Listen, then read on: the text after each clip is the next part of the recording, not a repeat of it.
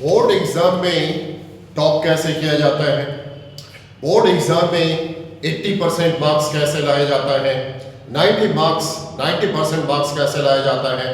आज बच्चों इसके बारे में हम लोग बात नहीं करेंगे, क्योंकि ऐसा बात तो हर दिन हर टीचर करता है।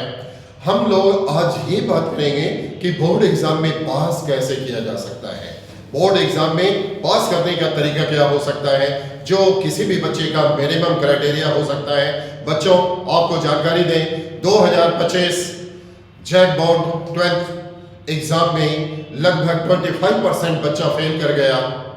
सीबीएसई बोर्ड 12th एग्जाम 2025 में लगभग 12% बच्चा फेल कर गया। आखिर इन बच्चों के दिमाग में तो हमेशा ये रहता होगा कि अरे यार पास कैसे करें, पास करने के जुगाड़ में तो ये बच्चा हमेशा लगा हुआ रहता होगा।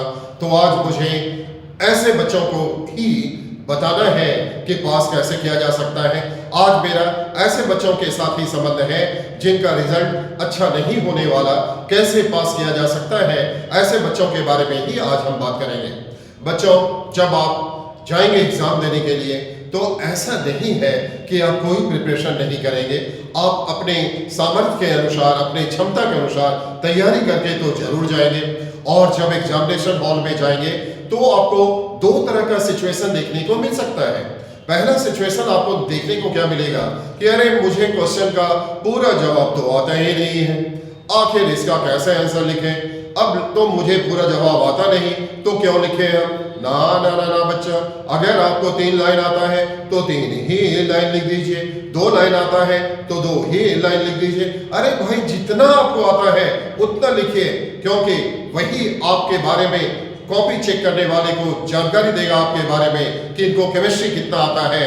और उसके बाद स्टेट वाइज मार्किंग होता है, नंबर तो आपको मिलेगा ही।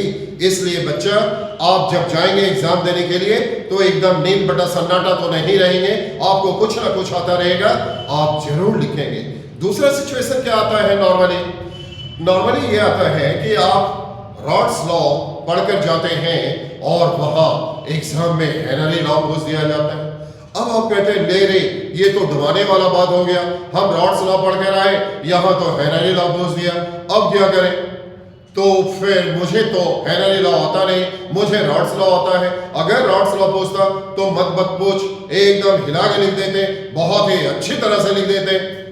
तो अरे भाई आप रॉड्स लॉ ही लिख दीजिए ना, आपको हेनरी लॉ नहीं आता है, कोई चिंता की बात नहीं, रॉड्स लॉ ही लिख दीजिए। आपका कॉपी बताएगा आपके बारे में, कॉपी चेक करने वाले को, कि देखिए बच्चा को नहीं आता जो क्वेश्चन पूछा गया, लेकिन केमिस्ट्री तो आता है, हेनरी लॉ नहीं आता, रॉड्स लॉ तो आता है, इसलिए बच्चा खत्म तो है लेकिन इतना भी खत्म नहीं कि फेल कर जाए।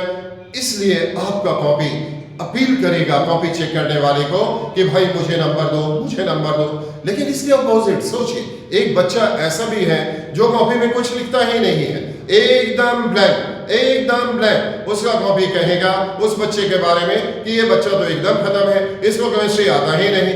अब सोचिए, कहा आपने रॉड्स लॉ लिखा, आपने केमिस्ट्री के बारे में बताया, जबकि वो बच्चा कुछ भी नहीं लिखा। तो अब आप उनसे तो बेहतर हैं, आपको केमिस्ट्री तो आता है।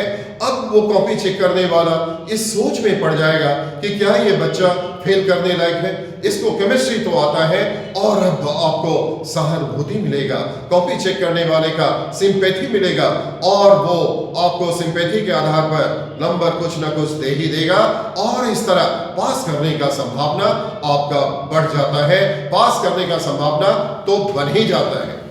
लेकिन याद रहे, ऐसा कॉपी में ना लिखेंगे कि मेरा परसों ही पिता मर गया और हमने एग्जाम का तैयारी नहीं किया, मुझे नंबर दे दिया जाए, ऐसा भूल करके भी नहीं लिखेंगे। भाई सिंपैथी इलेक्शन में मिलता है।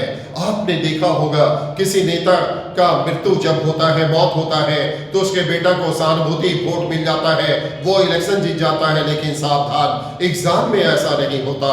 अगर आपने ऐसा लिख दिया तो मत पूछिए, बहुत ही खराब आपके लिए इंप्रेशन बनेगा। बोलेगा कॉपी चेक करने वाला कितना नालायक बच्चा है कि अपना जीता जीत पिता को मार रहा है। तो ऐसा भूल करके भी ना करेंगे।